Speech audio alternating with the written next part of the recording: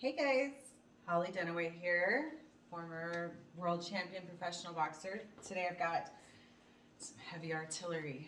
These are some of my world title belts, so I wanted to kind of show them off a little bit. I kind of keep them all to myself. All right, so let's start with my very first world title. I was 19 years old, and I flew to Atlanta, Georgia, to fight for the WIBA title. So this thing's really heavy. Actually, I've got a scale over here, so you can see how heavy this thing is. Hang on. Check this out. Can you imagine having to wear that? Yeah, it's almost 10 pounds. Anyway, so this title, I won. I weighed in at 98 pounds. It's the 102-pound world title. So I was the smallest world champion in professional boxing, male or female, for smears.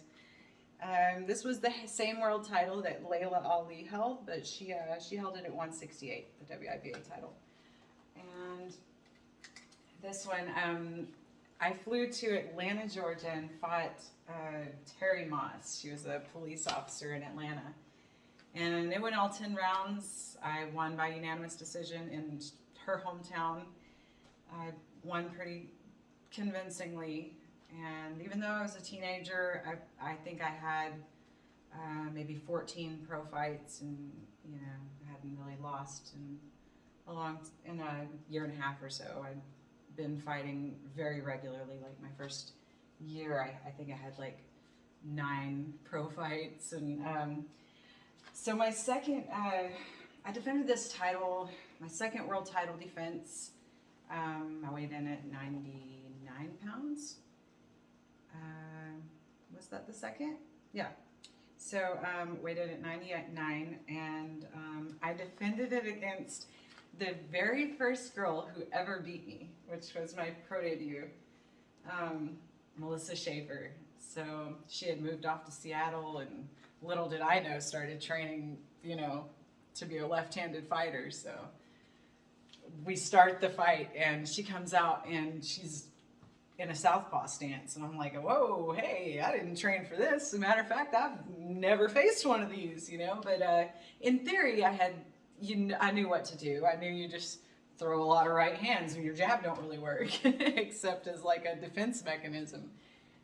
So yeah, just right hands, left hooks, and I was so passionate about coming back and beating the person who beat me my first fight that I didn't sit down in between rounds, not one time in 10 rounds.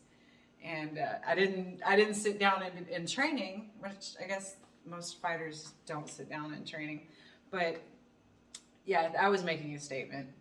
And so, yeah, I defended this one 10 rounds to nothing. I think one judge gave her 9, gave her 1 round, so 9-1. So then I defended this world title again. I went to St. Louis, Missouri. It was my first time fighting there. And I fought Yamaguchi. She was a Japanese fighter. She was the first female to fight in the Golden Gloves in New York, in I think the Bronx. She went by D, so they thought it was a guy, and can't discriminate. They had to let her fight. So, yeah. Then I went up a weight division, went up to 105 pounds, and I went over to Budapest, Hungary, and took both of these world titles, the WIBC and the GBU titles, from Christina Belinsky over there. She was an amazing person. She was just a adorable, blonde hair, blue-eyed, tiny girl. They're such a peaceful people there. They invited me to like Thanksgiving dinner, because I guess I wasn't getting to celebrate it. I was over there for Thanksgiving, so just to honor my American customs, because they don't even celebrate that holiday. They invited me, my family, over with her family, and I think they were nice in every way, but there were some ways where it was like too nice, you know, because she was there training, kind of in the background every day. She's like, yeah, you can use my gym. And okay, great. But yeah, she was like a fly on the wall watching me train every day. So that was a little crazy. But and I didn't speak Hungarian. I just learned when I go to a country, I learn enough to ask for like water in the bathroom, and you know, back when I ate meat, I would ask for chicken, and you know, learn how to say chocolate. But besides that, you know, hi, bye, thank you. That's it. That was, you know, all I really learned. So she didn't speak English either, but we tried our best. And yeah, that fight, I won a split decision. I thought I won it pretty convincingly. I think that fight's on YouTube also, against Christina Belinsky. So yeah, she's just a very European style, just, you know, wow, wow, just all straight punches. Very, very stiff, you know, very upright. Not a whole lot of this. But she was a great fighter also, though. She had a great way of timing people and conserving her energy. And then I never defended either of these titles. I went up in weight again to 112 pounds and won the NABF in St. Louis against Sharon Gaines. Oh, this one matches my outfit so perfectly. I think I weighed in maybe like, oh gosh, what was I? I was maybe like 5 pounds underweight for that fight.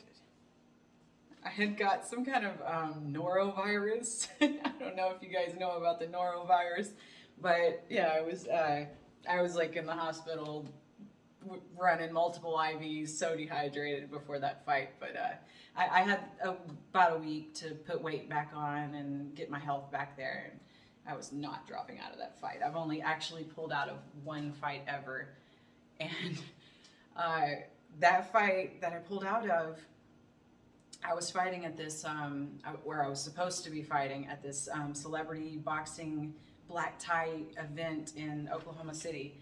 And I had fought there like one time every year, and they invited me, and my opponent was supposed to be like kind of a losing record, which I didn't really get to face many people that, I don't want to use the word bum. I don't want to do it. But I wasn't allowed to fight people of that caliber anymore because, you know, a lot of states, they demand that whoever I would fight would have at least 10 pro fights and have a winning record. And, you know, you can't really get away with it after you've been fighting for some years. But 5 days before that fight was scheduled, I took an exhibition at this Ritz-Carlton, and it was another black tie event, but I didn't know until I got there that it was for the St. Louis Cigar Convention, which is like this, it's pretty much all attorneys, apparently. I had to find that out the hard way. So you can't see your fingernails in front of you. The smoke was so thick in this room. And I was the co-main event, so I didn't fight until second to the last. And yeah, I went out there and I fought this girl that was, she was like 7 inches taller than me, you know, so getting inside on somebody like that, it's a little bit of work, you know, you gotta, and you kind of have to get tagged every once in a while to get in. You have to make sacrifices like that. You can't just stay on the outside and time people and box and everything. So you have to, you know, you got to do a lot of feints and react, and you got to like roll in, and you know, you got to take some chances fighting somebody tall like that. So it ended up being like, you know, a workout. But after all of the smoke inhalation, even though they had these 2 big filtration units, that it really didn't help. I was in the hospital by midnight with pneumonia and bronchitis. And I even tried to sue them because, but no attorney in St. Louis would take it. They were like, sorry, we're part of the St. Louis Cigar Convention. It's a conflict of interest, you know? So I had to pull out of the pro fight 5 days later, and I just should have never done it. My thinking was I'm going to get the ring rust off. I hadn't fought in 2 or 3 months, and I was going to, you know, just... Ring rust is like where you have like a little bit of hesitation, or maybe the crowd will get to you, and or just conditioning wise, you know, if you've done it really recently, it's easier for your body to have that muscle memory and go through those motions again without it being a whole lot of work.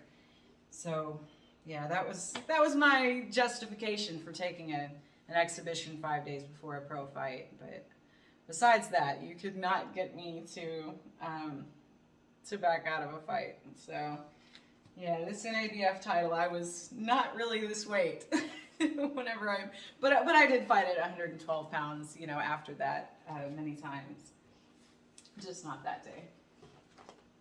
All right, guys, thanks for letting me show these off. It's been a while since I've seen them. I gotta get a case for these, not hide them.